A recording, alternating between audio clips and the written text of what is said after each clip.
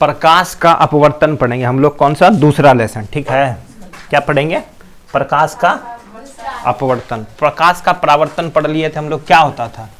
एक कांच होता था समतल, जो रोज देख के आते हैं, अभी देख के आए हैं।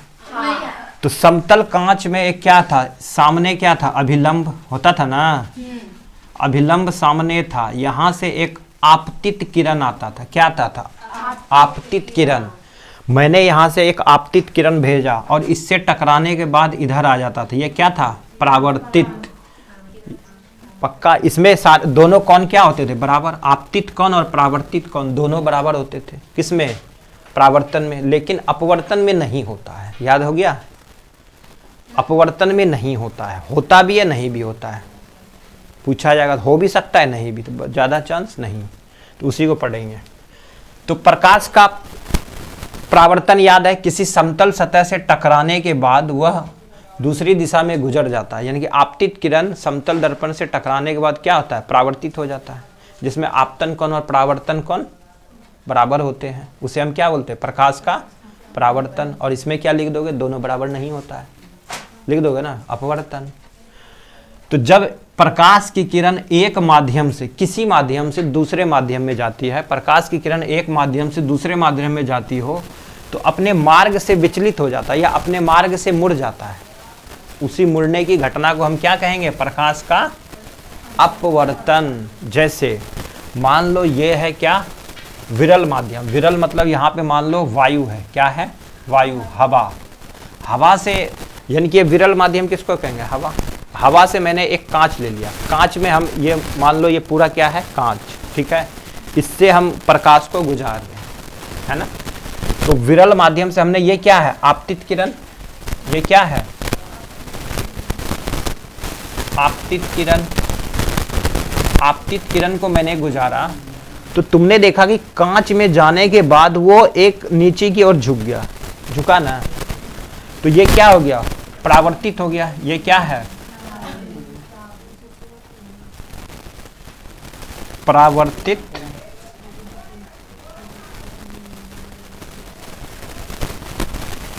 परावर्तित हो गया। ठीक है, और ये हमारा क्या था? यहाँ पे अभिलंब होता था, तो ये क्या है? अभिलंब। समझ गया? तो यानी कि विरल माध्यम से सघन माध्यम के आने के बाद ये क्या हुआ? नीचे आ गया। और ये है पृथकीकरण तल। ये तल है हमारा, समझ गए? ये तल है, समझ गए? ये तल है। और ये सघन माध्यम, ये विरल माध्यम, ये सघन माध्यम है। सघन माध्यम किसमें? विरल माध्यम से सघन माध्यम में क्या हुआ? नीचे की ओर झुका, झुका ना। और फिर हम देख लेते हैं, अब ये सघन माध्यम है, कांच है। कांच से अब हम वायु में ले जाते हैं प्रकाश को। कांच से हम कहाँ ले जाएंगे? वायु में। कांच क्या है? सघन। वायु क्या है? विरल। तो ये हमारा क्या हो गया? आपतित। और ये क्या हो गया? परावर्तित हुआ ना। अब ये जो आया यहाँ से देखो, ये दूर की ओर भाग गया। ये कौन क्या हो गया? बड़ा। और ये कौन क्या हो गया? छोटा। तो हमने क्या सीखा? आपतित किरण में जो आ रहा था, जो हमारा आपतन कौन था, ये तो बड़ा था। ये क्या था? आपतन कौन बड़ा था और परावर्तन कौन छोटा था। तो हम बोल सकते वहाँ क्या लिखते थे? इसमें हम लिखते थे I बराबर R के था ना। आपतित किरण बराबर परावर्तित किरण। यहाँ पे क्या होगा? आपतित किरण बराबर परावर्तित किरण नहीं होगा, दोनों बराबर नहीं होगा। समझ गए? और इसमें क्या है? दोनों आने के बाद देखो, ये छोटा था और ये बड़ा हो गया, इसमें भी बराबर नहीं है। समझ गए? अब यहाँ एक चीज याद कर लेना, विरल माध्यम से अगर सघन माध्यम में आएगा तो बताओ कि प्रकाश की किरण झुकेगा कि दूर जाएगा? झुकेगा। और सघन से अगर विरल में आएगा तो दूर जाएगा। क्या जाएगा? दूर जाएगा। क्या जाएगा? दूर जाएगा। याद रहेगा? ये दो क्वेश्चन भी पूछेगा, ये दो क्वेश्चन भी पूछेगा। ठीक है, याद रहेगा? चलो अब देख लेते हैं। यहाँ पे वायु को हमने क्या है? विरल माध्यम। वायु क्या है? विरल माध्यम, जहां से प्रकाश की चाल अधिक है, जहां पे प्रकाश की चाल अधिक है। देखो यहाँ वायु, वायु में क्या है? विरल की प्रकाश की चाल अधिक है। तो वायु में देख लो प्रकाश की चाल क्या है? अधिक है। और हमने क्या लिया था? सघन। सघन में प्रकाश की चाल क्या है? कम है। याद रहेगा? तो वायु कहाँ तेज चलेगा? प्रकाश कहाँ तेज चलेगा? वायु में। विरल माध्यम में तेज चलेगा और सघन में कम चलेगा। याद हो गया? तो विरल माध्यम में प्रकाश की चाल अधिक और सघन माध्यम में कम। अगला यहां से देख लो, ये ए बी जो था, ये ए बी हमारा क्या है? आपतित किरण। ये क्या है? आपतित किरण, बता दिए। बी हमारा क्या है? आपतन बिंदु। ये जो है हमारा बी क्या है? आपतन बिंदु। ये क्या है? आपतन बिंदु। ठीक है। और यहां से बी हो गया आपतन बिंदु। यहाँ पे आई चल लेते हैं। आई क्या था? ये आपतन कोण, क्योंकि आपतित किरण है तो आपतन कोण नहीं है, ये पता है। अब यहाँ चले बी सी। बी सी कौन है? ये क्या है? अपवर्तित किरण, या इसी को हम परावर्तित किरण बोल सकते हैं। अपवर्तित किरण है ये। और आर यहाँ पे क्या बनाएगा? अपवर्तन कोण बनाएगा, या परावर्तन बोल सकते हो। हम परावर्तन बोलते तो यहाँ तो परावर्तन हो नहीं रहा है, यहाँ क्या हो रहा है? अपवर्तन हो रहा है। हम अपवर्तन पढ़ रहे हैं ना, अपवर्तन कौन है? ठीक है, वहाँ परावर्तन पढ़ रहे थे ना, इसलिए हमने वहाँ परावर्तन लिखा था, समझ आया। यहाँ पे आई बराबर आर नहीं होता, लेकिन परावर्तन में हमेशा क्या होता है? आई बराबर आर। ये आएगा एग्जाम में। आपतन कौन बराबर परावर्तित किरण। ठीक है, यहाँ पे नहीं, यहाँ पे नहीं। अब यहाँ याद करना, विरल में प्रकाश की चाल अधिक और सघन में कम।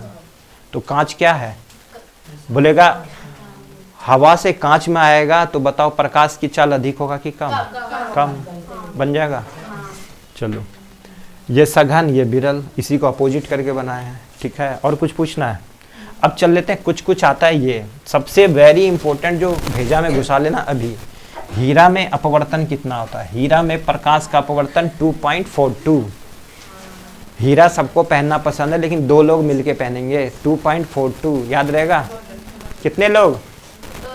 नहीं लोगे तो लड़ाई भी कर लोगे। 224 समझ गए। हीरा में कितना? 2.42। और ये तो घुसाना है। अगर क्वेश्चन पूछने की कोशिश भी करेगा तो यही पूछेगा, समझ गए। अगर मैट्रिक में क्वेश्चन पूछेगा भी तो यही पूछेगा, इसको छोड़ के फिर ये पूछेगा, पहले ये पूछेगा, और यही आता भी है। तो बोलो, ये पहले घुसाओ ना। हीरा का क्या? अपवर्तन। अपवर्तन समझ आ गया ना।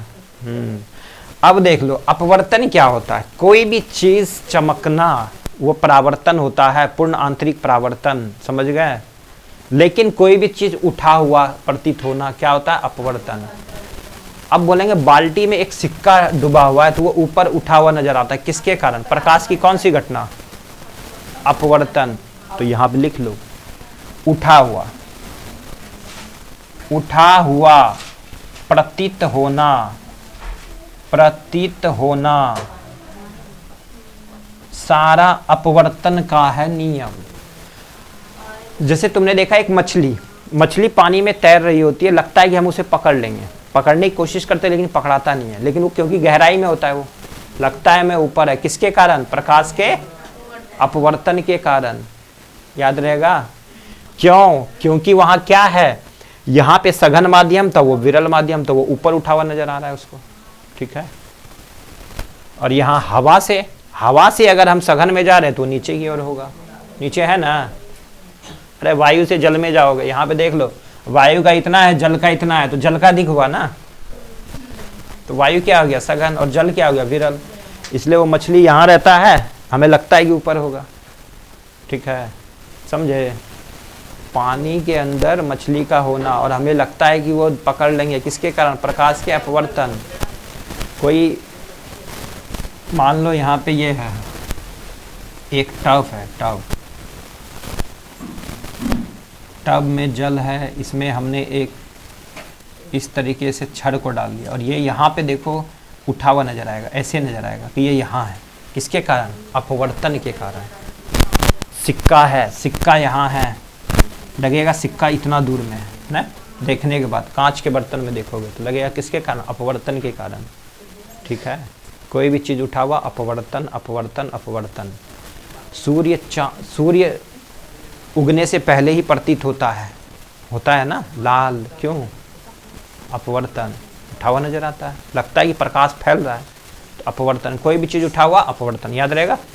परावर्तन, चमकना, हीरे का चमकना, प्रकाश के पूर्ण आंतरिक परावर्तन, प्रकाश के पूर्ण आंतरिक। अगला चैप्टर यही है, प्रकाश पे घूमते रहेगा क्या? फिजिक्स। याद आ गया?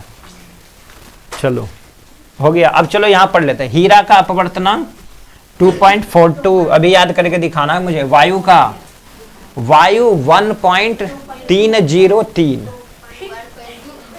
हवा में प्रकाश की चाल सबसे अधिक है ना। अरे हवा में प्रकाश की चाल, लेकिन सबसे अधिक यानी निर्वात में सबसे अधिक।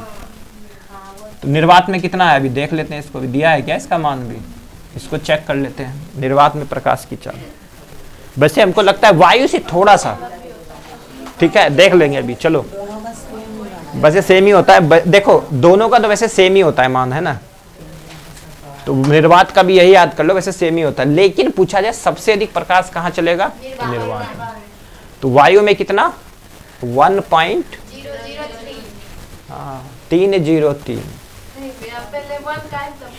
आगे जल में, तो बताओ जल में प्रकाश तेज चलेगा कि वायु में तेज चलेगा, वायु में, क्योंकि उसका अपवर्तनांक अधिक, जिसका अपवर्तनांक अधिक वहां प्रकाश तेज।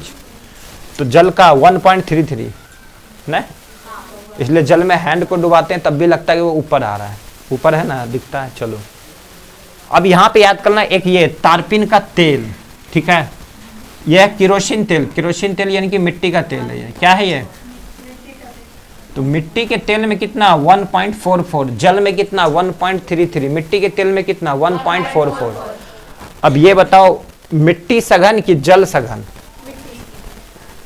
कौन सघन है, मिट्टी सघन।